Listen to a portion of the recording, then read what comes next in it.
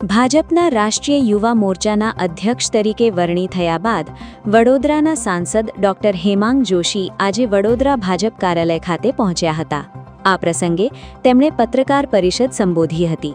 પત્રકાર પરિષદમાં ભાજપ શહેર પ્રમુખ ડોક્ટર જયપ્રકાશ સોની, વિધાનસભાના મુખ્ય દંડક બાળાકૃષ્ણ શુક્લ, મેયર, પ્રદેશ ઉપાધ્યક્ષો તેમજ ધારાસભ્યો સહિત ભાજપના આગેવાનો અને કાર્યકરો ઉપસ્થિત રહ્યા હતા। રાષ્ટ્રીય યુવા મોરચાના નવનિયુક્ત અધ્યક્ષ ડોક્ટર હેમાંગ જોશીએ પોતાની વરણી અંગે ખુશી વ્યક્ત કરતા જણાવ્યું હતું કે ગત રોજ ભાજપની રાષ્ટ્રીય કાર્યકારિણીની ઘોષણા કરવામાં આવી ત્યારે એક એવા કાર્યકરની પસંદગી થઈ છે જેના પરિવારમાં અગાઉ કોઈ રાજકારણમાં રહ્યું નથી। વિદ્યાર્થી કાળથી સામાન્ય કાર્યકર તરીકે શરૂ થયેલી સફરને આજે રાષ્ટ્રીય જવાબદારી સુધી પહોંચાડવા બદલ તેમણે પક્ષના નેતૃત્વનો આભાર માન્યો હતો। ડોક્ટર હેમાંગ જોશીએ પોતાની સફળતાનો શ્રેય વડોદરા અને ભાજપના યુવા કાર્યકરોને આપ્યો હતો।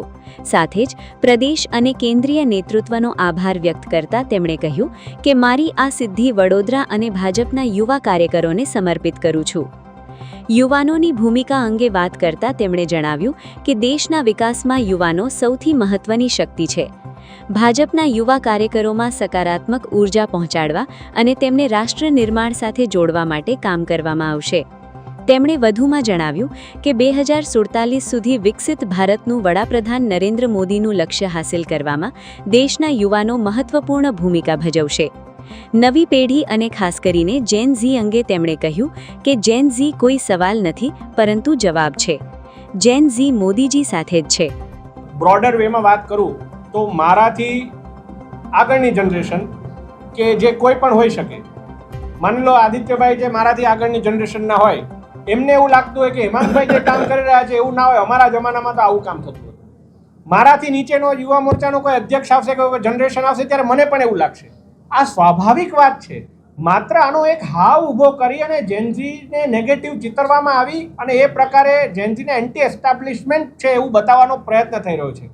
એક વસ્તુ ચોક્કસ છે કે હવે જેન ઝી હોય કે આલ્ફા હોય કે એના પછી બીટા ગામા થીટા કોઈ પણ આવે, એ તમામ લોકો એની પાછળની જનરેશન કરતાં વધારે લોકલ બનશે, વધારે એડવાન્સ બનશે અને વધારે ટેક્સ સેવી બનશે। અને એના કારણે ઘણીવાર જે ચુનૌતીઓ આપણી સામે આવવાની હશે આવશે, પરંતુ તમામ જે કોઈ ચુનૌતીઓ આવશે એના માટે ભારતીય જનતા પાર્ટીનો એક એક કાર્યકર્તા એ યુવાઓને સાચી દિશા આપવા માટે કટિબદ્ધ છે।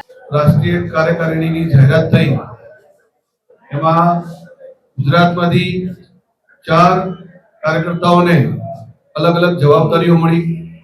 એમાં સવિશેષ વડોદરા શહેરને પણ આ વખતે યુવા મોરચાના અધ્યક્ષ તરીકે સ્થાન મળ્યું।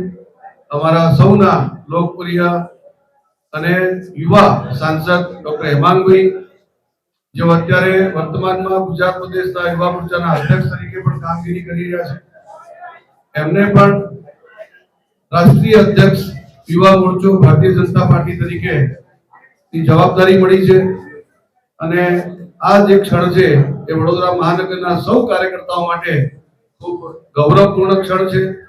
હું ડોક્ટર હેમાંગભાઈને ભારતીય જનતા પાર્ટી વડોદરા મહાનગર પરિવાર વતી ખૂબ ખૂબ અભિનંદન આપું છું અને ભવિષ્યમાં ખૂબ ઉજ્જવળ રીતે આગળ વધે એવી શુભકામનાઓ પાઠવું છું। YouTube પર KNK મીડિયા નેટવર્કને સબસ્ક્રાઇબ કરો, Facebook અને Instagram પર ફોલો કરો અને દરેક પોસ્ટને લાઇક અને શેર કરવાનું ભૂલશો નહીં।